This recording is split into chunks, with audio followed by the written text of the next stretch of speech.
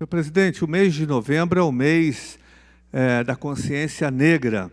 É o mês que nós temos a comemoração, principalmente do dia 20 de novembro, né, que é uma homenagem ao grande símbolo de resistência contra a escravidão, que foi o Zumbi dos Palmares. Inclusive é feriado em alguns municípios, em algumas regiões do Brasil. Aqui na capital, por exemplo, é feriado. Na cidade de Sorocaba é feriado, inclusive uma lei aprovada lá pelo nosso deputado do PSOL, Raul Seixas, o deputado, ele gosta do Raul Seixas, eu sei, toca músicas do Raul Seixas, o nosso deputado Raul Marcelo, que na época era vereador e aprovou essa lei em Sorocaba, senhor presidente. E eu ajudei a aprovar aqui quando era vereador em São Paulo, na Câmara Municipal. E, bom, o fato é que o Brasil tem um racismo estrutural que atravessa todas as instituições brasileiras, todos os segmentos da nossa sociedade, a família, a igreja, o parlamento, as forças armadas, o judiciário, todos os seus sindicatos dos trabalhadores, os empresariais. O racismo é estrutural, atravessa o nosso pensamento por conta dos quase 400 anos de escravidão. Isso deixou marcas profundas na alma do Brasil e na estrutura de funcionamento do país. E a nossa luta histórica é no sentido de superar e erradicar esse racismo estrutural. Por isso que nós temos as comemorações, as datas, nós temos políticas afirmativas, cotas raciais, no sentido de minimamente tentar fazer uma reparação. Não resolve a situação, porque a situação é muito grave,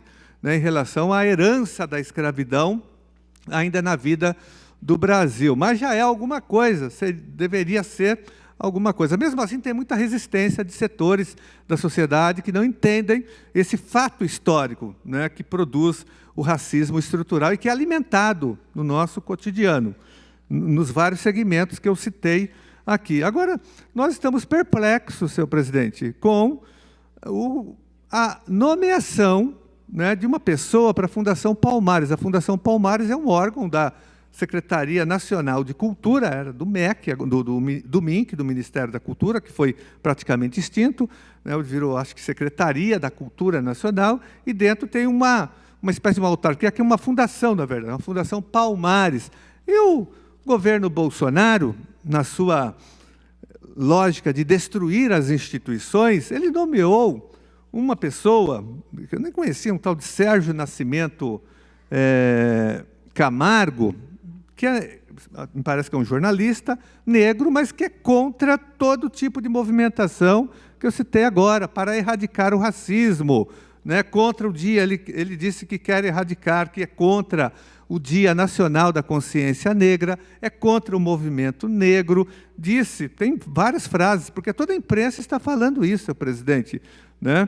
Todos os jornais do Brasil estão, né, no mesmo aí diapasão, dizendo que isso é um absurdo, porque como você nomeia um homem negro, uma pessoa negra, para uma fundação importante para combater o racismo, e essa pessoa, né, faz o contrário, reforça o preconceito racial através das suas afirmações, né? Coisas absurdas foram ditas por ele, estão sendo ditas. Tanto é que ele tem um irmão, o irmão dele foi às redes sociais agora, veio a público dizer que é uma vergonha, ele tem vergonha do próprio irmão, ele é negro também, logicamente, e ele critica o irmão dele dizendo que ele é um capitão do mato, né?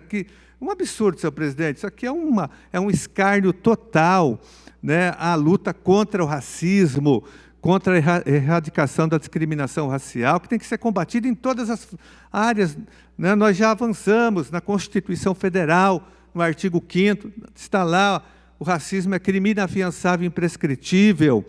Nós temos a lei do racismo, nós temos também uma legislação, a própria LDB, na área da educação, que é a minha área de atuação, como professor, como diretor de escola, nós aprovamos, né, em 2003, na LDB, na Lei de Diretrizes e Bases da Educação Nacional, a obrigatoriedade, né, do estudo da cultura afro-brasileira, da história da África, da história de resistência do povo negro contra a escravidão, contra o racismo. Hoje, esse é um conteúdo obrigatório em todas as escolas públicas e privadas do Brasil. Nós temos avanços do ponto de vista legal, o movimento negro avançando, nós estamos avançando na consciência da negritude, da importância do negro na história do Brasil e, sobretudo, hoje. Há um avanço nesse sentido, embora o Brasil continue sendo um país extremamente racista. Então, senhor presidente, eu quero repudiar aqui a nomeação desse senhor Sérgio Nascimento Camargo, que, embora seja da raça negra, mas se coloca contra os negros. Agora, Paulo Freire explica isso, senhor presidente, para concluir, senhor presidente. Vossa Excelência tem mais uma inscrição, então já vamos encerrar esse. Vossa Excelência tem mais uma inscrição de 5 minutos. Obrigado, senhor presidente. Então, senhor presidente, o Paulo Freire, o grande educador do mundo, não só do Brasil, já explicava, disse o seguinte, que o oprimido hospeda dentro dele o opressor, e que quando a educação não é libertadora, quando a educação não é emancipadora, o grande sonho do educando, do aluno, é ser o opressor. Ele se identifica com o opressor. Então, isso explica, por exemplo, essa figura. Agora, é um absurdo, ele não pode ser nomeado nesse cargo, se ele vai militar contra os negros, contra o movimento negro, contra as conquistas já efetuadas pelo movimento negro, pelo povo negro no Brasil. Não pode, é um descalabro. Nós, o pessoal, já entramos com medidas judiciais contra a nomeação dessa pessoa, senhor presidente. Isso é um absurdo total. Fica aqui o nosso protesto e a nossa indignação. E para concluir, senhor presidente, o meu pronunciamento de hoje, a minha intervenção de hoje, não posso deixar aqui de também manifestar a minha indignação com esse projeto de antirreforma da Previdência do governo Dória, que está sendo debatido, não está sendo praticamente debatido aqui na Assembleia Legislativa, porque, infelizmente, o presidente da Assembleia Legislativa, o deputado Cauê Macris, a serviço do governo Dória, né, sendo até mais realista do que o rei, está atropelando todos os ritos, né? Não há debate algum, senhor presidente. Eles estão correndo, atropelando aqui o regimento, né, chamando comissões do dia para a noite, sem que haja, não teve nenhuma audiência pública agora, foi chamada só para segunda-feira, às 14h, mas um absurdo esse rito rápido e sumário aqui de tramitação de um projeto que deveria ser amplamente debatido, um projeto perverso de confisco salarial, que vai prejudicar imensamente os servidores e servidoras do Estado de São Paulo, vai elevar a idade mínima para a aposentadoria, vai rebaixar os salários, os proventos de quem se aposentar, vai diminuir quase que pela metade a pensão. Se um professor morre, a pensão para sua esposa será reduzida a 50%. É um projeto nefasto, perverso, pior que aquele aprovado no Congresso Nacional, pior que o projeto do Bolsonaro. Então, ele é ruim mesmo, senhor presidente. Então, tem vários ataques aos trabalhadores, as emendas que foram apresentadas, mais de 150 emendas foram todas rejeitadas na primeira comissão. Enfim, eu queria manifestar o nosso protesto, mas também a nossa luta. Na semana que vem, terça-feira, haverá uma grande manifestação aqui na porta da Assembleia Legislativa, não só com os professores, estaremos todos lá, a POSP está chamando uma grande assembleia, mas também nós teremos a presença de todas as outras categorias profissionais, de várias entidades, sindicatos, associações de servidores, fazendo a luta contra a antirreforma da Previdência, que vai inviabilizar, senhor presidente, na verdade, o acesso dos servidores à Previdência. E as mulheres, as trabalhadoras, serão as mais atingidas pela antirreforma do Dória. Serão altamente penalizadas. É um absurdo assim, o teor dessa reforma. Porque nós queremos debater, senhor presidente, a questão da Previdência aqui com o secretário da Fazenda, que não veio ainda na Assembleia Legislativa. Eles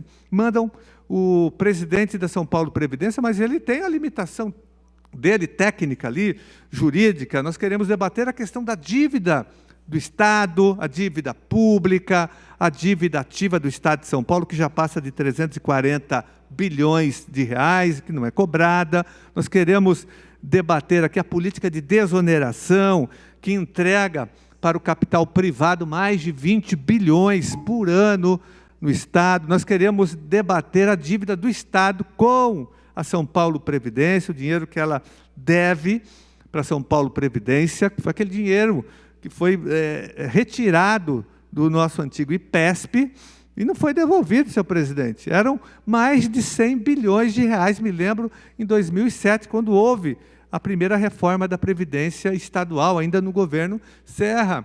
Nós queremos esse dinheiro de volta, esse dinheiro pertence aos trabalhadores, aos servidores públicos, então não tem dívida da Previdência estadual. Nós já tivemos reforma da Previdência, aliás, os trabalhadores do Estado de São Paulo já foram vítimas da reforma da Emenda 20, a emenda que foi aprovada em 1998, no governo Fernando Henrique Cardoso, depois foram vítimas da Emenda 41 do governo Lula, depois foram, antes disso, e depois em 2007, foram vítimas da reforma da Previdência Estadual, do ex-governador Serra. Depois nós tivemos mais uma reforma em 2011 do governo Alckmin, que criou a Previdência Complementar, São Paulo Previdência Complementar. Então, os servidores já foram punidos, já pagaram a conta do arroxo, senhor presidente. Agora vem mais uma expoliação dos nossos servidores e nós vamos lutar até o fim, até a vitória final